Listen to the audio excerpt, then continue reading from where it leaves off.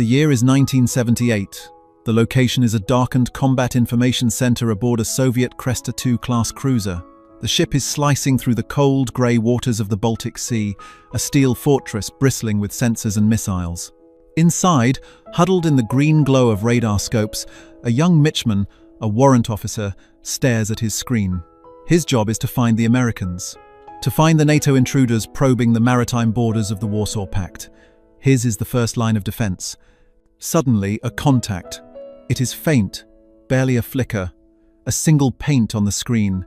It is low, impossibly low, lost in the ground clutter of the churning sea. The officer, trained to dismiss such anomalies, adjusts his filters. The contact appears again. It is moving, fast. Not at the speed of a jet, but with a steady, determined purpose. It is heading inland, towards the coast of East Germany. He keys his microphone, his voice a strained monotone. Contact, bearing 070, range 40 kilometers, low altitude, speed 400 knots. The operations officer stiffens. Classification. The Mitchman hesitates. Unknown. The contact is, it is gone. Gone? What do you mean gone? Is it a technical fault?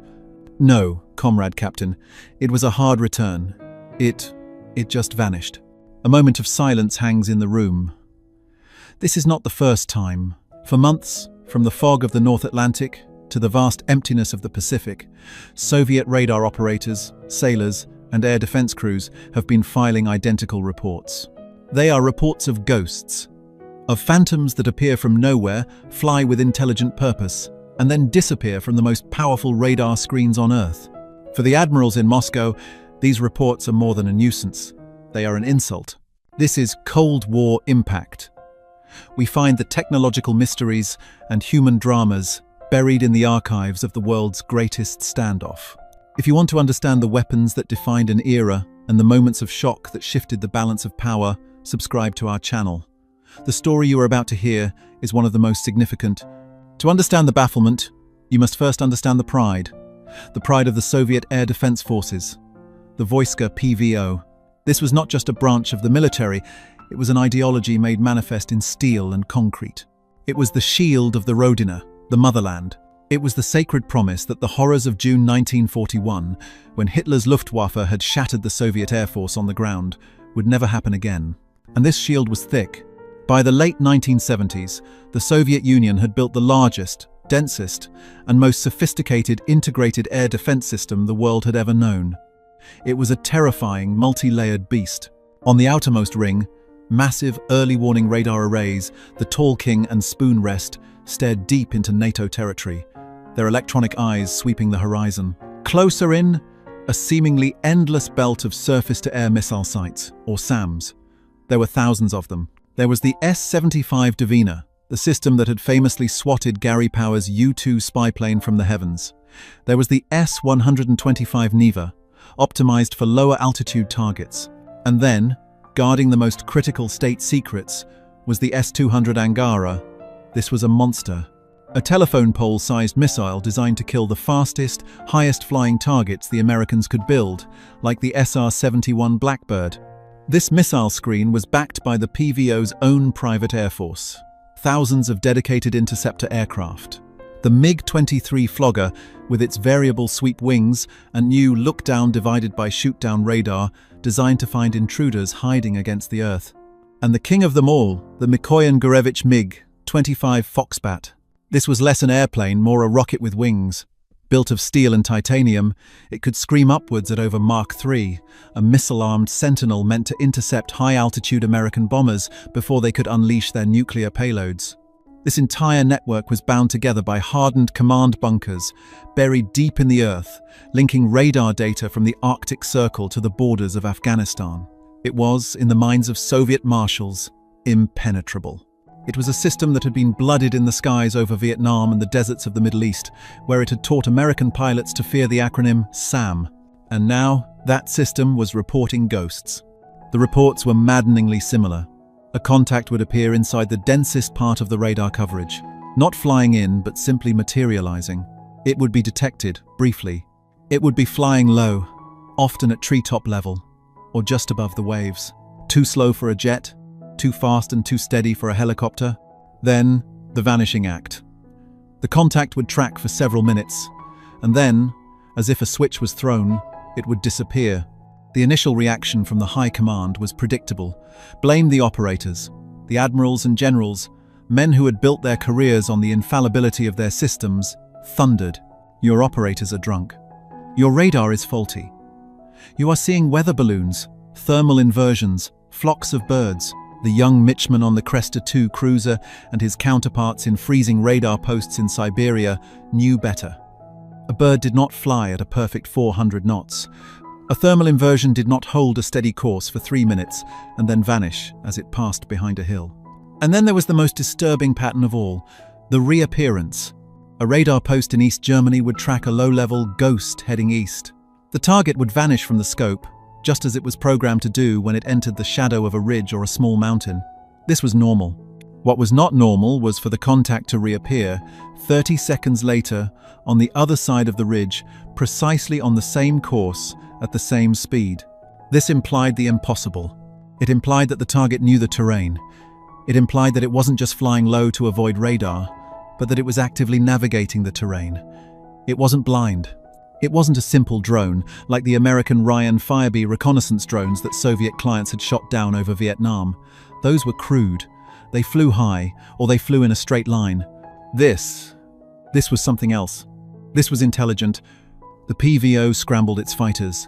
MiG-23 aircraft would roar off snowy runways, their pilots guided by ground controllers onto the last known vector. They would dive low, their own powerful radars blasting the empty sky, and they would find nothing. Absolutely nothing. The pilots would return fuming, their fuel wasted. They had chased phantoms. The humiliation was intense. The Soviet Union's best interceptors, the pride of the nation, were being made to look like fools by an enemy that would not even show itself. The mystery deepened when the problem moved to the sea. Soviet naval strategy was built around the carrier problem. The US Navy's carrier battle groups were floating air bases, symbols of American power.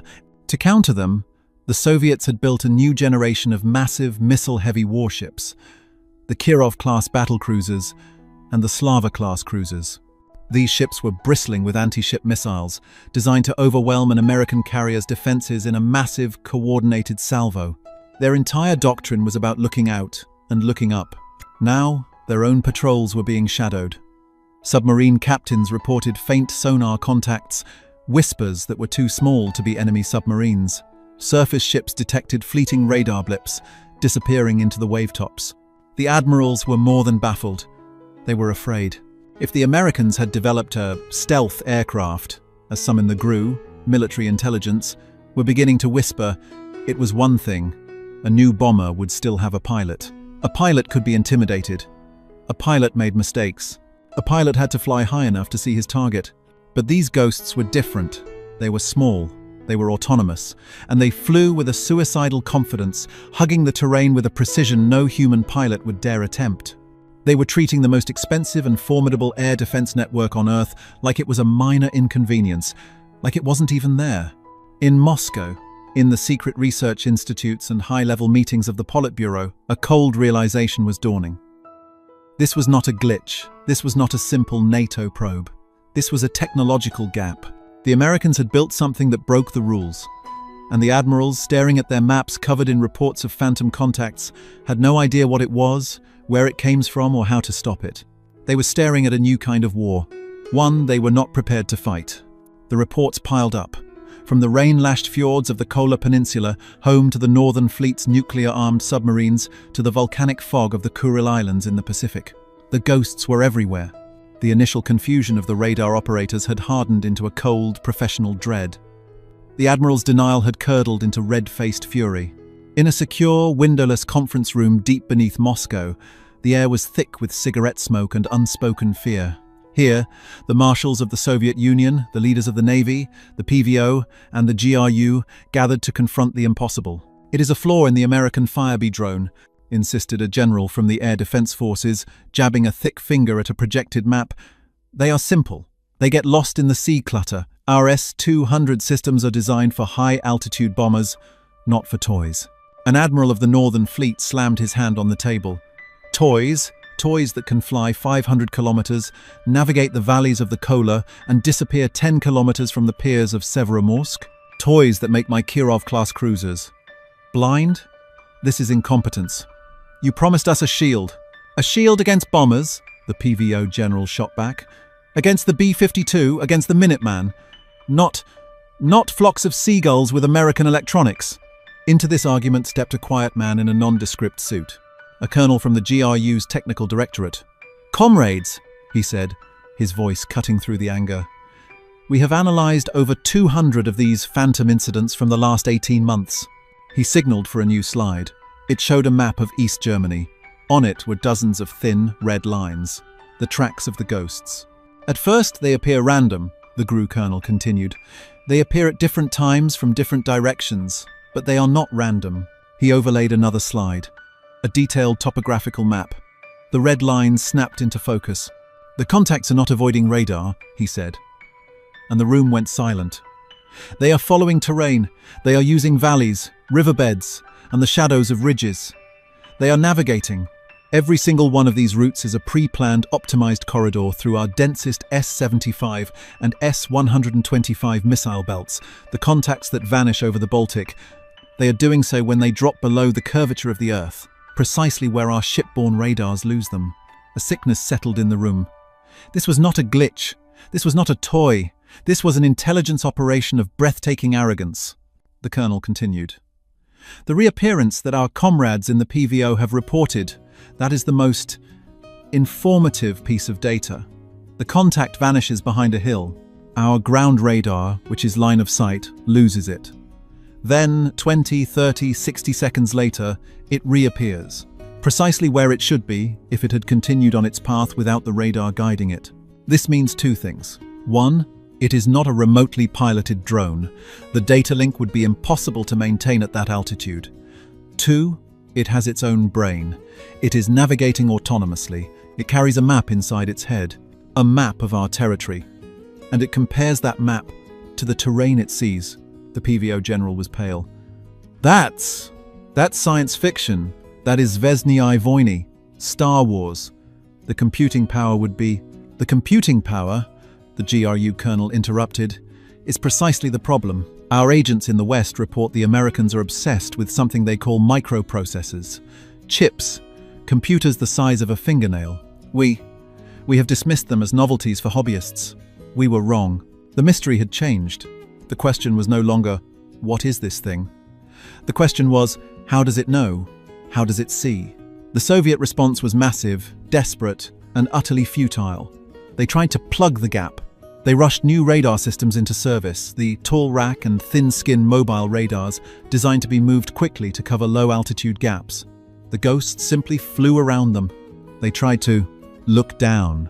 The new MiG-30, one Foxhound interceptor, a massive improvement on the Foxbat, was rushed to frontline units. It had a revolutionary Zaslon phased array radar, the first of its kind, powerful enough to burn through, jamming and find targets hiding against the ground. The MiG-31 pilots would lock onto a contact, a small, slow-moving blip at 500 feet. They would get a launch tone, and as they prepared to fire their massive R-33 missiles, the target would vanish. Not a slow fade, not a confusing blob of chaff, just gone. Why? Because the ghost knew it was being painted by radar. It felt the electronic touch of the Zaslon, and in its tiny silicon brain, a calculation was made. And it would drop. From 500 feet to 100. From 100 feet to 50, it would drop so low, it would merge with the reflection of the Earth itself, becoming invisible. The Admirals, in their terror, fell back on what they knew: mass. They ordered their ships to sail in tighter formations, their radars overlapping, creating a net of electronic energy. It made no difference.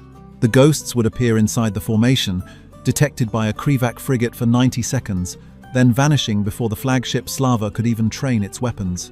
This was more than a failure of technology. It was a failure of imagination.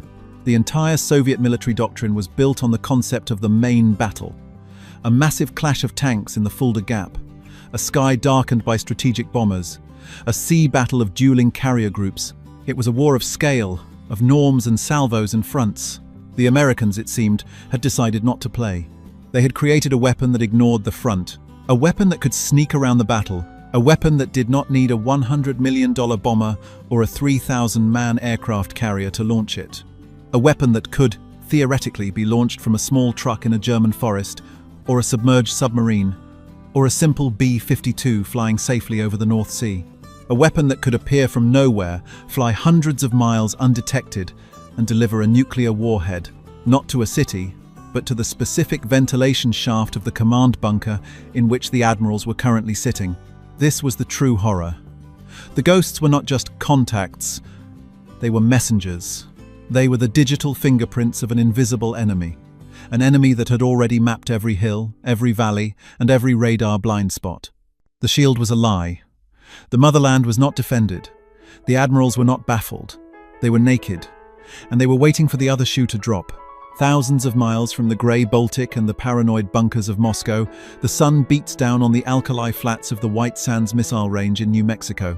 The year is 1977. The air is crystal clear. The sky a painful, empty blue. There are no massive gantries here. No roaring 10-story rockets. No fleet of interceptors. Instead, a group of engineers in short-sleeved shirts and sunglasses stand near a set of trailers, sipping coffee. They are watching a single modified A-6 Intruder aircraft. Tucked under its wing is a sleek, white cylinder. It looks less like a weapon of war and more like a piece of industrial plumbing.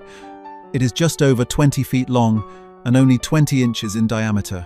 It has no pilot, it has no rocket motor, only a small, simple turbofan engine, a Williams F-107. The same kind of engine one might find on a small private aircraft. The A-6 banks, and the cylinder drops. For a moment, it falls. Then, two small wings deploy from its sides. A moment later, the turbofan engine ignites with a quiet, high-pitched whir. It does not scream upwards. It does not accelerate to Mach 3. It descends. It drops until it is just 100 feet above the desert scrub. Then, traveling at a steady 550 miles per hour, the speed of a 1950s airliner, it levels off. And it begins to think. This is the BGM-109. The Tomahawk land attack missile. It is the ghost. And the brain the GRU colonel in Moscow was terrified of, the map inside its head, it was codenamed TERCOM, Terrain Contour Matching. It was a revolution, a genuine eureka moment in military history, as profound as the invention of the machine gun or the atomic bomb, and it worked on a principle of genius-level simplicity. The Tomahawk did not see the world in the way a human pilot does. It had no cameras. It had no laser-guided eye. It did not in fact care about what was on the ground, the trees, the buildings, the roads. It cared only about the shape of the earth underneath it. Inside its slim, white body, a simple, downward-looking radar altimeter was constantly measuring a single number, its exact height above the ground. At the same time, its flight computer was reading a pre-loaded digital map. But this was no ordinary map. It was not a map of cities and borders. It was a map of altitude. A series of pre-planned corridors, each one only a few miles wide, but hundreds of miles long, had been meticulously charted by American intelligence. These maps were the product of years of patient, invisible work. They were built from the gigabytes of data flooding in from reconnaissance satellites. They were built from the thousands of radar images taken by SR-71 Blackbird spy planes, flying at 80,000 feet on the edge of Soviet airspace, their powerful side-looking radar peering deep into the motherland. The Soviets, in their paranoia, had built a shield against bombers. They had no shield against cartographers. As the Tomahawk missile flew, it was in a constant state of comparison. Its flight computer was essentially asking itself one question, 10 times every second. The ground I am measuring, does it match the ground I expected? It would fly over a small ridge. Its radar altimeter would report a sudden decrease in altitude. The computer would check its stored map. Yes, a ridge was expected here. I am on course. It would fly over a river valley. The altimeter would report a sudden increase in altitude. Yes, a valley was expected. I am on course. If the measured terrain did not match the stored map, the missile knew it was drifting. It would make a tiny, precise correction to its fins. A 1-degree turn to the left. A half-degree turn to the right. It was constantly, minutely, feeling its way along a pre-programmed digital path. This is why it baffled the Soviet radar operators. It was navigating the terrain. It was using valleys and ridges as cover, because its digital corridor had been designed to do exactly that. The American mission planners, sitting in a comfortable office in Omaha, could plot a course that flew a Tomahawk missile directly between two Soviet S-75 missile sites, deep in their radar blind spot. And this is why the contacts would reappear. The missile did not need an external signal. It did not need GPS, which did not exist yet. It did not need a pilot. It was a self-contained, autonomous, terrain-following robot. When it vanished behind a hill from a Soviet radar's line of sight, the missile did not care. It was not blind. It was simply following its map. When it emerged on the other side, it was precisely where it was supposed to be. The vanishing act that so infuriated the MiG-31 pilots was another layer of its genius. The missile's systems could listen. When its sensors heard the electronic scream of an interceptor's radar, the Tomahawk's computer was programmed with a simple, evasive maneuver. Go lower. It would drop from 100 feet to 30. It would hug the contours of the Earth with a precision no human pilot would ever dare, not at 500 miles per hour. It would simply sink into the ground clutter, the electronic noise and reflection from the Earth itself, and become, to the powerful Zaslon radar of the Foxhound, invisible. The MiG pilot, flying at 20,000 feet, was trying to shoot a ghost. The Tomahawk by then was flying under him, under his radar, under his entire philosophy of air combat. And then there was the final, terrifying piece of the puzzle, the payload. The Tomahawk was not just an intelligence-gathering drone. This was not a test. This was a weapon. Tucked into its nose was one of the most sophisticated pieces of engineering of the entire Cold War, the W-80 nuclear warhead. This was not a city-busting, multi-megaton monster. It was small. It was finesse. It had a dial-a-yield capability, allowing its operators to choose the explosive power from 5 kilotons up to 150 kilotons, 10 times the power of the bomb dropped on Hiroshima. This weapon, this ghost, was not designed to carpet bomb cities. It was designed to decapitate. The Americans had built a weapon that could be launched from an invisible submarine lurking in the Norwegian Sea, or from a simple, armored box launcher bolted to the deck of a destroyer, or even from a truck hidden in the Black Forest. This weapon could fly 1,500 miles. It could cross the whole of Eastern Europe, navigating by terrain, invisible to the densest air defense network on Earth. It could fly to Moscow. It could fly down a specific street. And with its final terminal guidance system, it could deliver a nuclear warhead, not to the city, but to the front door of the Kremlin, to the Ministry of Defense, to the precise coordinates of the windowless, smoke-filled bunker where the baffled admirals were sitting. This was the American advantage. This was the core of the dominance. The Soviet Union had spent its entire national treasure building a massive, thick, iron shield. The Americans had just built a key, a skeleton key made of silicon and software that could pick any lock anywhere on Earth without ever being seen. The truth did not arrive in a single dramatic moment. It seeped into the Soviet system like a slow-acting poison, carried in the microfiches of spies, the whispers of defectors, and the cold, hard analysis of the GRU's technical institutes. By the early 1980s, the codename Tomahawk was no longer a mystery. It was a nightmare. GRU agents, at immense risk, had managed to acquire unclassified and low-level classified documents from American defense contractors. They stole technical journals. They debriefed sympathetic Western peace activists who had protested outside the gates of General Dynamics. When the pieces were assembled in Moscow, the picture was horrifying. The ghosts had not been a stealth aircraft. They had not been a new kind of spy plane. They were small, cheap, mass-produced, and expendable. The admirals in the smoke-filled room had been wrong. The Americans were not testing their defenses. They were not probing. They were mapping. The implications of Tercom terrain contour matching were a strategic catastrophe. It meant that to launch a Tomahawk, the Americans needed a map, and to get a map, they needed to fly reconnaissance.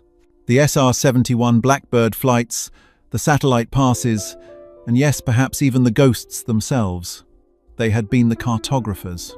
The Soviet Union's most secret terrain, the hidden valleys leading to their submarine pens, the topography around their leadership bunkers, the blind spots in their radar coverage. All of it was already sitting on a digital file in some air-conditioned bunker in Nebraska. The Americans hadn't just built a weapon, they had stolen the battlefield. The Soviet response was a convulsion, a massive, panicked, and ruinously expensive attempt to rebuild the entire shield of the motherland from the ground up. It was a failure before it even began. First, they tried to see. The High Command screamed for a weapon that could look down. This was the genesis of the MiG-31 Foxhound and the new agile Sukhoi Su-27 flanker. These were magnificent aircraft, some of the finest interceptors ever built. They were equipped with new generation radars designed to find small targets hiding against the Earth. It did not matter. A Tomahawk missile is 20 feet long, and Su-27 flanker is 72 feet long. The Soviets were spending 100 million rubles on a fighter, burning thousands of kilograms of fuel per hour, to hunt a target that cost less than a single T-72 tank. Even if a flanker pilot did get a lucky radar lock, the Tomahawk would just drop. It would sink to the level of the treetops, forcing the multi-million ruble jet to follow it into a suicidal low-level chase. The economics of the exchange were insane. The Americans could build 10,000 Tomahawk missiles for the price of the Air Force required to maybe stop a few hundred of them. Second, they tried to defend. The PVO, humiliated, rushed their most ambitious project into service, the S-300, known to NATO as the SA-10 Grumble. This was a quantum leap. Unlike the old S-75, the S-300 was mobile. It was digital. It had phased array radar. It was specifically designed to shoot down low-flying cruise missiles. On paper, it was the perfect Tomahawk killer. But the Soviet Union was not a technical diagram. It was a landmass, a continent. It covered 11 time zones. To defend the motherland, the Soviets would need to deploy an S-300 battery every 50 miles. From the Baltic to the Pacific, from the Arctic to the Afghan border. It was economically impossible. So they defended what they could. Moscow, the leadership bunkers, the ICBM fields, the main naval bases. And the Americans, now possessing a map of those S-300 batteries, simply programmed their Tomahawk missiles to fly around them. The final, most desperate response came from the Admirals. The Tomahawk had turned their mighty Kirov and Slava-class cruisers into the most expensive targets on Earth. Their entire doctrine, the salvo of massive anti-ship missiles, was obsolete. They were dinosaurs waiting for the Ice Age. In a panic, they began to weld new last-ditch defenses onto their ships. This was the Kortik and Kashtan system, a hybrid of small missiles and rotary cannon. It was a close-in weapons system, or CIWS. It was a wall of steel, a machine gun firing 30mm shells at 9,000 rounds per minute, designed to shred an incoming missile in the final 2 seconds before it hit the ship. Think of the psychology. The Admirals had conceded the battle. They were no longer trying to defend the seas. They were no longer trying to find the enemy. They were simply huddled on the decks of their own ships, cowering under a last-ditch umbrella, praying that a hail of bullets would save them from an invisible enemy that had been launched hours ago from a submarine they never even knew was there. The Soviet High Command was defeated. Not by a war, but by a piece of software. They were trapped in a technological arms race where the rules had been rewritten. They were building a thicker, taller, heavier stone wall, while the Americans were simply walking through it, a ghost in the machine. The true impact of the Tomahawk missile was not measured in ships sunk or bunkers destroyed. It was not a weapon that won the Cold War in a fiery battle. It was a weapon that ended it, by bankrupting the ideological challenge that had sustained it. The Soviet Union's final, desperate convulsion, the attempt to build a shield against the ghosts, was one of the last nails in its coffin. The killer statistic is this. By the mid-1980s, at the absolute peak of its military spending, the Soviet Union was dedicating an estimated 25% of its entire gross domestic product to defense. A quarter of every ruble, every barrel of oil, every ton of steel, every hour of labor was being fed into the vast, hungry machine of the military-industrial complex. And that machine was failing. The MiG-31, the Su-27, the S-300 system, these were not just responses to the Tomahawk and its airborne cousin, the ALCM, air-launched cruise missile. They were direct answers. They were ruinously expensive, technologically complex, and hopelessly specific programs designed to solve a single problem, the low-flying, autonomous, invisible invader. The Americans had presented the Soviet High Command with a checkmate scenario, a strategic fork. To defend their vast land borders, they needed to deploy thousands of S-300 batteries. They could not afford to. To defend their skies, they needed to keep thousands of MiG-31 and Su-27 interceptors on constant 24-hour alert, burning fuel at a fantastic rate. They could not afford to. To defend their fleet, they had to concede that their massive ocean-going cruisers were now just defensive point targets, obsolete before they had ever fired a shot in anger. The Tomahawk had turned the Soviet Union's greatest strength, its immense size, into its single greatest vulnerability. The admirals in their bunkers, who had once dreamed of dominating the world's oceans, were now reduced to a pathetic, bureaucratic task, prioritizing what to defend. Could they save the Northern Fleet's submarine pens? Yes. But not the Black Sea Fleet's anchorages. Could they protect the Kremlin and the leadership bunkers in Moscow? Yes. But not the industrial cities of the Urals. Could they shield their ICBM silos? Yes. But not the rail lines, the power stations, or the command and control nodes that supported them. It was a war of 1,000 pinpricks, and the Soviet bear was bleeding to death from every single one before a shot had even been fired. The Soviet Union had built an army to fight World War II all over again. The Americans had built a weapon that made that army, and the very ground it stood on, completely irrelevant. When the Berlin Wall fell in 1989, it was not because of a tank battle, it was because the system behind it had been hollowed out. It had been defeated by an idea that a $1 million missile, with a map in its head, was more powerful than a 500,000-man army. The final, chilling epilogue of the Tomahawk story has nothing to do with the admirals in Moscow. It has to do with us. The Tomahawk was the first weapon that truly perfected war. For all of history, warfare had been a human endeavor. It was defined by human limitations, human emotion, and human risk. A bomber pilot, no matter how brave, could be deterred by fear. He could be confused by bad weather. He could be fooled by camouflage. He could, at the last second, feel a pang of conscience and refuse to drop his payload. The Tomahawk felt nothing. It was the first true weapon of the Silicon Age. It was not a smart bomb. It was a sentient one, in the only way that mattered. It was a robot built for a single, irreversible purpose. It could not be intimidated. It did not care about flak, or missiles, or interceptors. It did not feel fear. It did not feel pity. It did not feel anything. It simply followed its map. When the world finally saw the Tomahawk in action during the Gulf War in 1991, the footage was sterile. A green-tinted, night vision video of a building. A small, grey shape streaks in from the side. A silent flash. The building is gone. There was no blood. There was no chaos.